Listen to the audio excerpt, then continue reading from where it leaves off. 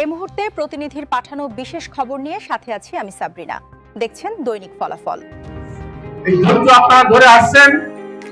Bangladesh national news club এবং ভূমিহীন glowing housing লিমিটেডের পক্ষ থেকে আজকের এই অনুষ্ঠানের সম্মানিত সভাপতি আওরঙ্গজেব কামাল, আমার ছোট ভাই, এবং অনেক প্রোগ্রাম করে করে তিনি তিলে তিলে করে অনেক এগিয়ে গেছেন, হয়তো আপনারা জানেন না।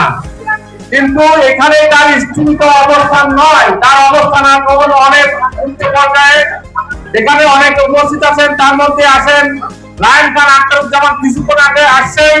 তিনি অত্যন্ত একজন বর্তমান সময়ের একজন চৌম্বক ব্যক্তিত্ব, বর্তমান সরকারের প্রত্যেকটা মন্ত্রী সচিব, এবং উনি তারেক রহমানের মিডিয়া সেলের দায়িত্বে আছেন। সুতরাং এখনই সময়, এখন যৌবনজাল যুদ্ধে যাওয়ার শ্রেষ্ঠ সময় তার। আমি আওরঙ্গজেব কামাল সহ আজকের গৃহহীন হাউজিং সোসাইটি লিমিটেডের দৃষ্টি আকর্ষণ করে বলছি, আমি তোমার কথার সঙ্গে একমত নই, তবে কাজের সঙ্গে একমত। আজ কাজ করতে হলে আমাদেরকে কাজে লাগিয়ে, লায়ন খান আখতারুজ্জামানকে কাজে লাগিয়ে এই যে বিলাট বরাদ্দর কথা এই 6 বছর ধরে শুনে আসতেছি, এর বাস্তবায়ন পদক্ষেপ আপনারা চান কি চান না? সমস্যা তোমাকে বাঁধিয়ে দেওয়ার জন্য, বাধা দেওয়ার জন্য আসে না। সমস্যা আছে তোমাকে সমস্যার সমাধান করার জন্য।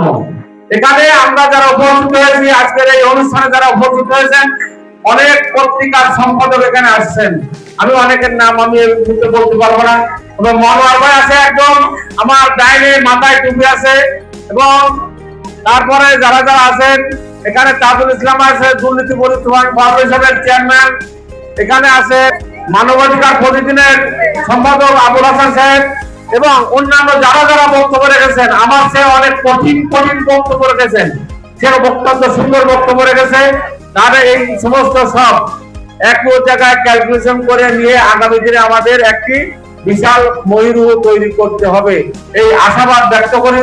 সেই সাথে সাথে যারা এখানে উপস্থিত হয়েছেন, অনেকের সঙ্গে আমার পরিচয় নাই, অনেকের সঙ্গে আপনার দেখা হয় নাই, কিন্তু এই হাউজিং লিমিটেড আপনাদের প্রতিটি ঘরে ঘরে এক একটা ফ্ল্যাট আপনারা পান, এই আশাবাদ ব্যক্ত করে বাংলাদেশ ন্যাশনাল নিউজ ক্লাব এবং হাউজিং ভূমিহীন হাউজিং লিমিটেডের সকল কর্মকর্তা এবং বিশেষ করে এখানে চেয়ারম্যান এবং সভাপতি যিনি আছেন, তাদেরকে আবার ধন্যবাদ জানিয়ে আমি আমার সংক্ষিপ্ত বক্তব্য শেষ করছি।